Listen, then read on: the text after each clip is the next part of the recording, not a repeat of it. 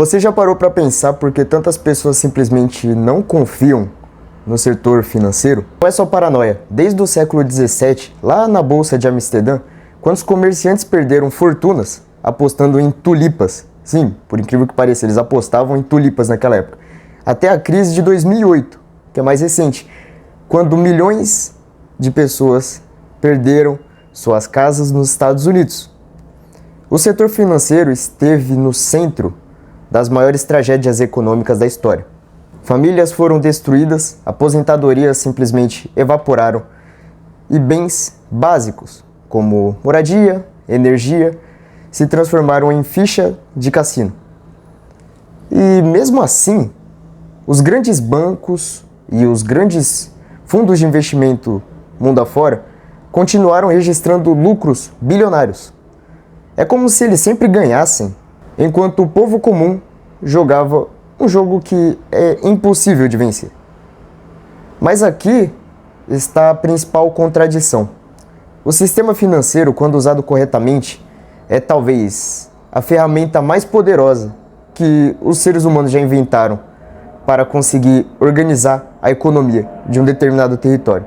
E você sabe por que isso acontece? Porque, basicamente, pensa comigo, o dinheiro parado é apenas papel, ou um número numa tela. Mas quando todo esse capital é colocado em movimento, quando ele é passado de mão para mão, ele financia ideias, constrói estradas, prédios, monta e molda a economia de um país, além de colocar comida na mesa de muita gente. E dá chance que vários sonhos, inclusive o seu sonho, possa sair do papel. É por isso que até sistemas políticos que odiavam o capitalismo, como a União Soviética, por exemplo, criaram seus próprios bancos centrais e os seus próprios instrumentos financeiros. Porque, sem finanças, nenhuma sociedade sobrevive. A grande questão não é se precisamos de finanças, mas sim até que ponto deixamos que essa ferramenta, que deveria ser um meio, vire o próprio fim. Hoje em dia, os maiores bancos e fundos de investimento do planeta são mais ricos que países inteiros. Se a gente pegar um exemplo, o JP Morgan, ele movimenta cifras comparáveis ao PIB de Portugal. No Fundo Soberano da Noruega, por exemplo, só ele tem mais dinheiro do que o montante total que o Brasil arrecada de impostos em um ano. E olha que o Brasil é um dos países que mais coleta impostos do mundo. E quando você para ver, é nesse emaranhado de trilhões de dólares, nós esquecemos da função original do setor financeiro, que é conectar quem tem dinheiro com quem precisa produzir algo de valor. O problema é que ao longo dos séculos, camadas e camadas de complexidade foram sendo empilhadas sobre esse sistema financeiro. E essa complexidade funciona como uma cortina de fumaça. Ela esconde o quanto de valor real está sendo criado ou extraído de determinada nação. E esse pode ser o principal erro do sistema financeiro que a gente conhece hoje em dia. E, bom, para entender isso melhor, a gente precisa voltar um pouco no tempo e olhar para a essência do mercado financeiro. No século XVIII, em plena Revolução Industrial, pequenas oficinas britânicas queriam construir máquinas a vapor gigantescas, mas isso custava muito caro para aquelas oficinas que eram pequenas, e o retorno só vinha anos depois. Então, naquela hora, de curto prazo não fazia sentido. Mas aí surgiram uma galera que conseguiu financiar e colocar o dinheiro que essas pequenas oficinas precisavam. E quem que financiou esse salto? Bom, basicamente, quem financiou todos esses projetos não foram governos nem os grandes bancos, foram os aristocratas e mercadores ricos que arriscavam sua fortuna inteira pessoal em troca de lucros lá no futuro. Sem esse crédito e sem essa impulsão financeira, muito provavelmente a Revolução Industrial tivesse demorado décadas a mais para acontecer. E aqui está a nossa primeira lição do vídeo de hoje. Quando o setor financeiro conecta o capital e as ideias produtivas, ele não só gera lucro, ele muda o destino de uma nação inteira. Mas, olhando para a história, ao passar do tempo, algo muito curioso mudou. O setor deixou de olhar apenas para fábricas, ferrovias e produção em massa. E ele começou a olhar para o bolso do consumidor. E é aí onde está a principal virada de chave para o que acontece hoje em dia. Basicamente, nos anos 20, os Estados Unidos viviam o que ficou conhecido como os loucos anos 20. Foi ali que nasceu o crédito ao consumidor. Agora você não precisa mais ter dinheiro no bolso para comprar um carro da Ford, por exemplo, uma geladeira ou um rádio. Agora, a partir de 1920, bastava você assinar um contrato e parcelar essa compra usando o crédito. E isso, naquela época, transformou a economia americana, mas também criou uma grande armadilha, que muitos caem hoje, mais de 100 anos depois. Porque pela primeira vez, famílias inteiras começaram a viver de um dinheiro que eles ainda não tinham. E décadas depois, os cartões de crédito se espalharam ao redor do mundo. E entre 1950 e 2008, a dívida das famílias americanas saltou de 24% em 1950 para 73% em 2008, a porcentagem do valor do PIB. Ou seja, o setor financeiro deixou de financiar apenas a produção e passou a financiar também o consumo. E isso tudo fez a economia mudar drasticamente. Mas aqui vem o detalhe que quase ninguém fala. Apenas 15% do dinheiro que circula hoje no sistema financeiro mundial realmente vai para coisas produtivas, como financiar empresas, casas, rodovias, etc. Os outros 85% ficam girando dentro de um loop fechado, compra e venda de ativos que já existem, inflando preços, mas sem criar nada novo.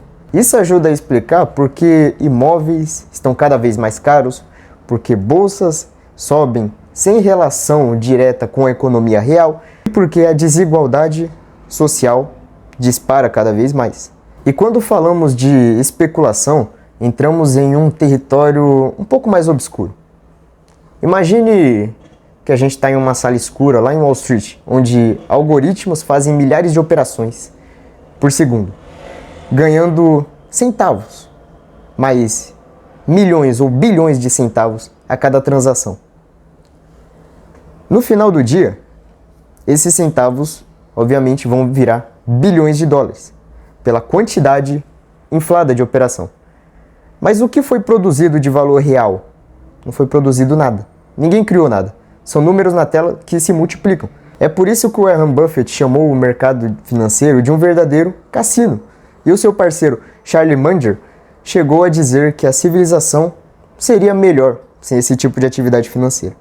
Mas, de certa forma, a história nos mostra isso. Em 2007, antes da crise do subprime, havia mais derivativos lastreados em hipotecas nos Estados Unidos do que casas que realmente existissem naquele momento.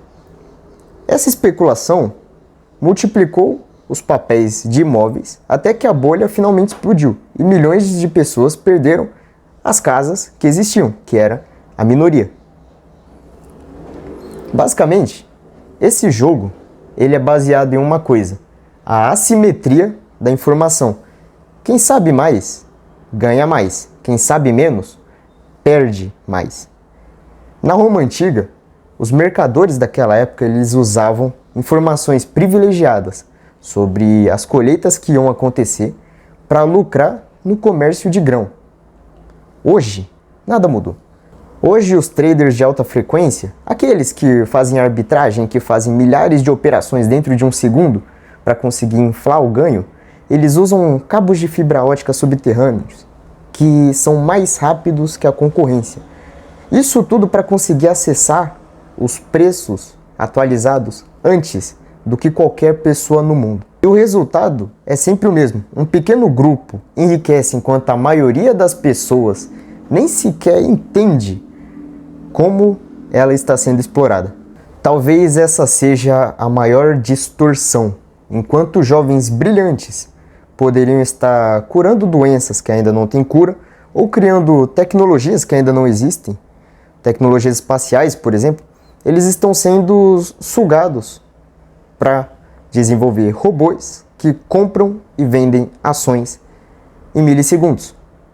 Que compram a ação, por exemplo, em 43,1 centavo e vende em 43,2 centavos, com um ganho mínimo, mas com uma larga escala de operação dentro do mesmo período de tempo.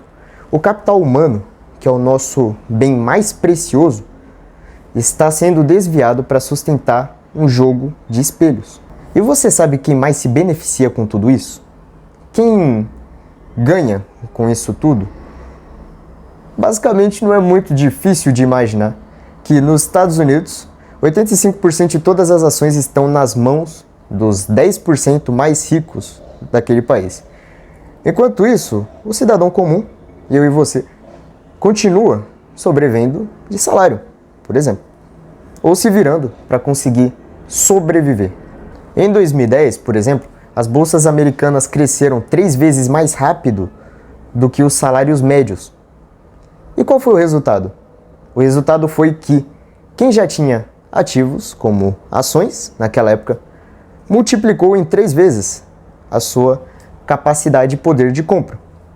Quem não tinha, que muito provavelmente é o povão, ficou cada vez mais distante de conseguir alcançar alguma coisa ou algum sonho na vida.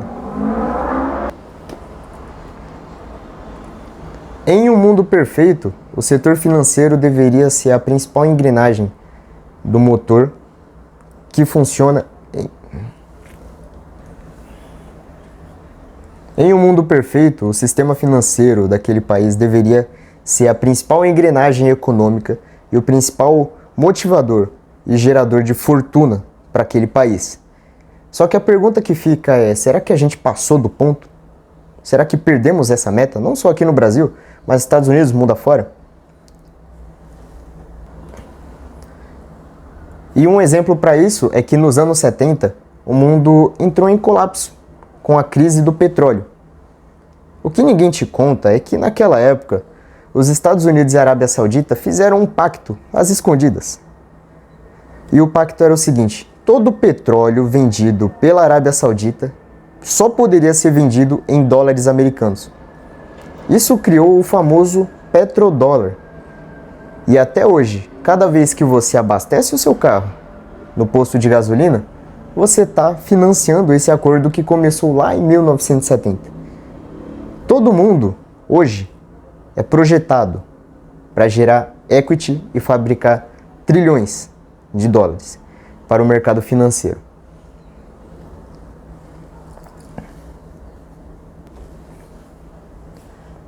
Todo mundo hoje é projetado para gerar equity e fabricar trilhões de dólares para o mercado financeiro e para os cofres públicos. Por isso, hoje, se você quer se proteger de todo esse sistema, é muito importante você não estar atrelado a nenhuma economia governamental. Uma das formas mais eficazes de fazer isso, uma das formas mais acessíveis que qualquer pessoa consegue fazer, é começar a investir no Bitcoin, que é um ativo e o principal ativo no mundo que não é controlado por nenhum governo. Todos os governos já tentaram controlar, só que não conseguiram. E agora começaram a imitar. Por isso que os Estados Unidos já pretendem fazer uma criptomoeda norte-americana, o Brasil já pretende criar o Drex e começar com ele ano que vem, 2026, que nada mais é do que uma criptomoeda, que literalmente imita o Bitcoin, mas não tem a escassez e o valor de mercado do Bitcoin. Essa é a principal dica de hoje de algo que eu estou fazendo. E lembrando, se você quer aprender a viver de criptomoeda, ações internacionais, dividendos em dólar, de forma sábia, no médio prazo, você precisa conhecer a nossa mentoria, que está a um preço ridículo. Se você tem interesse, eu vou estar deixando um grupo de estudos aqui, que é gratuito esse grupo de estudos. Você vai entrar nele e a partir do momento que tiver 100 pessoas lá dentro, a gente vai começar as aulas. E quem conseguir entrar nesse período aí que ainda não tem 100 pessoas nesse grupo, vai receber essa mentoria de graça lá no futuro. Então eu já deixo reservado o seu lugar aqui. Quando bater 100 pessoas lá, a gente está com umas 25, quase 30 pessoas no grupo. Quando bater 100 pessoas lá nesse grupo, a gente começa as aulas. E se você estiver lá e tiver entrado antes de completar os 100 lugares, você vai receber essa mentoria de graça. Beleza? Então deixa o seu like aí, comenta qualquer coisa para ajudar no engajamento. Meu nome é Victor Ferreira e até o próximo vídeo.